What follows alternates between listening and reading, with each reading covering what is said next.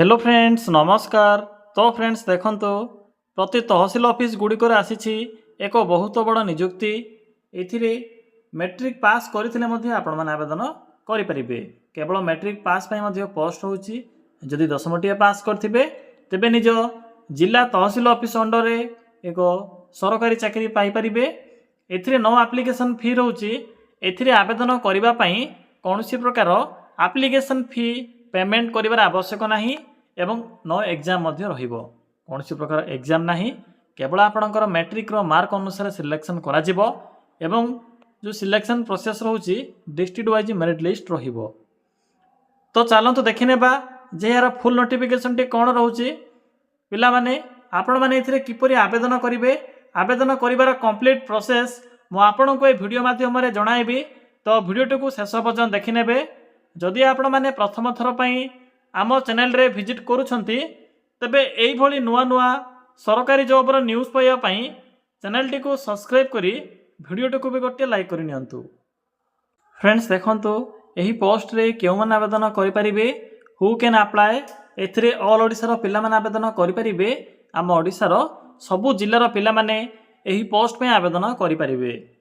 उभय पुरुष और महिला प्रार्थी माने भी आवेदन करि परिबे। आपन के एथिरे 12,000 रु 15,000 पर्यंत स्टार्टिंग सैलरी देखिबा को मिलिबो। देखंतु नेक्स्ट होची पोस्ट नेम। एथिरे पारा लीगल वॉलंटियर पोस्ट में एथिरे वैकेंसी रहउची, जहा कि डीएलएस ऑफिस अंडर रे, जहा कि प्रति जिल्ला रे थिबा तहसील ऑफिस रे पोस्टिंग रहिबो बा आपन को जिला तहसील ऑफिस अंडर रे पोस्टिंग रहिबो। पारा लीगल वॉलंटियर पोस्ट में एथिरे वैकेंसी रहउची। नेक्स्ट आसला एजुकेशनल क्वालिफिकेशन। पिला माने आपणकर मिनिमम शिक्षागत योग्यता मैट्रिक पास थिबो। एहा सहित ओडिया भाषा नॉलेज थिले एही पोस्ट में आवेदन करि परिबे। जदि आपणकर 10वीं पास थिबो, मिनिमम जहाँ भी परसेंटेज हो किछि भी असुविधा नाही, जस्ट पास होइथिले भी आवेदन करि परिबे। एहा सहित ओडिया भाषार प्रॉपर नॉलेज आवश्यक पड़िबो। पिला माने प्रॉपर नॉलेज रो अर्थ होची भलो भाबरे कहि परथिबे, लेखि परथिबे किबा पढि परथिबे। जेहेतु एथिरे आपनको सर्वे करबा को पड़िबो एवं डिफरेंट टाइप रो एथिरे पोस्ट होउची बा डिफरेंट सेक्टर अनुसार पोस्टिंग रहिबो। एथि पई ओडिया भाषार प्रॉपर नॉलेज आवश्यक पड़िबो। जेहेतु आपनको एथिरे पब्लिक सो डिमांड बा आपनको डायरेक्ट एथिरे जाई कम्युनिकेशन डिफरेंट वे रे एवं सर्वे भली डिफरेंट टाइप रो एथिरे तो पिला माने मोटामोटी भाबरे आपनको एथिरे पब्लिक सो जाई बा जे एथिरे लोकल जो थाउची लोकल लोक मानक आपन को डील करबा को पड़ो। एथिपाई ओडिया भाषार प्रॉपर नॉलेज एथिरे मैंडेटरी रही। सैलरी तो कहि सारी 12 रु 15,000 एथिरे आपनकर स्टार्टिंग बेसिक पे या सहित अदर अलाउंस पे करा जिवो। नेक्स्ट आसिला एज लिमिट। एथिरे आवेदन करिबा पई मिनिमम बयस सीमा रहउची 18 वर्ष। जदि आपनकर बयस 18 वर्ष कंप्लीट होई जाउथिबो तबे पोस्ट पे आवेदन करि परिबे। बाकी जहाँ भी रहउची ओबीसी एससी एसटी पीडब्ल्यूडी एही कैटेगरी रो पिला माने भी एज रिलैक्सेशन पाई परिबे। फ्रेंड्स नेक्स्ट होची एप्लिकेशन फी। मु आपनको पूर्वरो कहि रखुची एथिरे कोनोसी प्रकार एप्लिकेशन फी नाही। आवेदन करिवार जो प्रोसेस होची कंप्लीटली फ्री रहिबो। फ्री ऑफ कॉस्ट रे पोस्ट आवेदन करि परिबे। नो एग्जाम तो रहिबो, कोनोसी प्रकार एग्जाम नाही। केवल आपनकर डॉक्यूमेंट वेरिफिकेशन एवं मेरिट लिस्ट आधार रे सिलेक्शन करा जिवो। नेक्स्ट आसला इंपोर्टेंट डॉक्यूमेंट। पिला माने देखंतो जेहेतु एथिरे डॉक्यूमेंट वेरिफिकेशन मध्ये एक इंपोर्टेंट स्टेप रोची, जहा कि आपनको मेरिट लिस्ट अनुसार शॉर्टलिस्टेड करा जिवो। एहा परे आपनकर डॉक्यूमेंट आधार रे आपनको एथिरे सिलेक्शन करा जिवो। तो देखि नियंतु कोन सब डॉक्यूमेंट एथिरे मेंशन अछि। ऑल क्वालिफिकेशन रो सर्टिफिकेट एवं एक एप्लिकेशन फॉर्म मु आपनको ए वीडियो शेष रे कहि देबी। अप्लाई कला समय रे केउठु पाइबे से एप्लिकेशन फॉर्म टिको। एहा सहित passport size photo, resident certificate, caste certificate, Aadhaar card. तो पिला माने एही सब माइनर डॉक्यूमेंट गुडी का आवश्यक पड़िबो जेते बेले आपण माने एथिरे आवेदन करिवे। नेक्स्ट आसला अप्लाई रो मोड बा एप्लिकेशन मोड। एथिरे ऑफलाइन प्रोसेस रहउची। आपण माने पोस्टल माध्यम रे वैकेंसी आवेदन करि परिबे। डेट मध्ये स्टार्ट होई सारिछ ऑलरेडी। तो चलंत एबे आलोचना करिबा जे आपण माने किपरि एथिरे आवेदन करिवे। एथिरे आवेदन करिवारो कंप्लीट प्रोसेस मु आपन केबे कहिबी।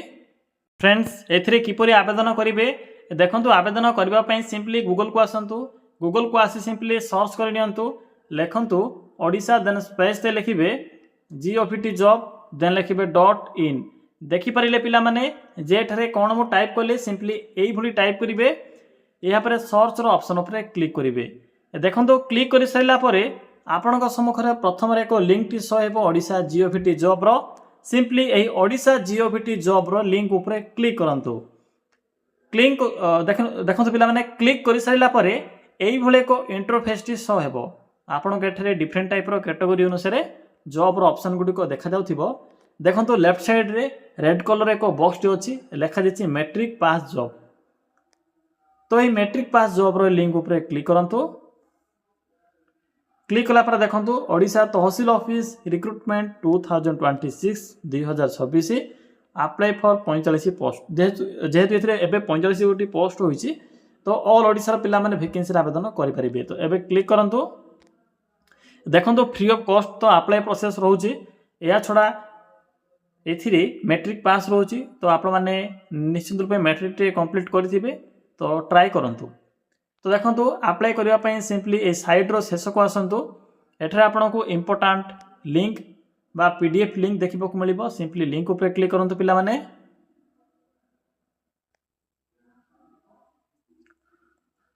पिला माने देखंतु क्लिक कला परे आपन को एठारे जिला तहसील ऑफिस बा tehsildar office cum district legal service authority under रे ये जो पोस्टिंग रोची कौन पोस्ट रोची ना एथिरे पारा देखो पिला माने पारा लीगल वॉलंटियर पोस्ट में टोटाल 40 गोटी सॉरी फ्रेंड्स 45 गोटी पोस्ट रोची। टर्म्स एंड कंडीशन देखो कौन सब रोची मिनिमम तो मैट्रिक पास रहिबो मैट्रिकुलेशन पास बाकी 18 वर्ष हो जाउथिबो। ओडिया भाषार 3 नंबर देखो कौन लिखा जाइए ओडिया भाषार प्रॉपर नॉलेज थिबो। मु आपनको पूर्व ही कहि रखिछि एथिरे आपनको पब्लिक बा आपनको लोकल अंचल बा जहाँ भी आपणकर जो एरिया भी पोस्टिंग पाइबे से एरिया रे आपण माने जाई लोक मानक सहित डील करेंगे डिफरेंट वे रे बा आपणकर जहाँ भी गवर्नमेंट प्रोजेक्ट रोचे तो आपनको सेति पई ओडिया भाषार प्रॉपर नॉलेज आवश्यक पड़िबो।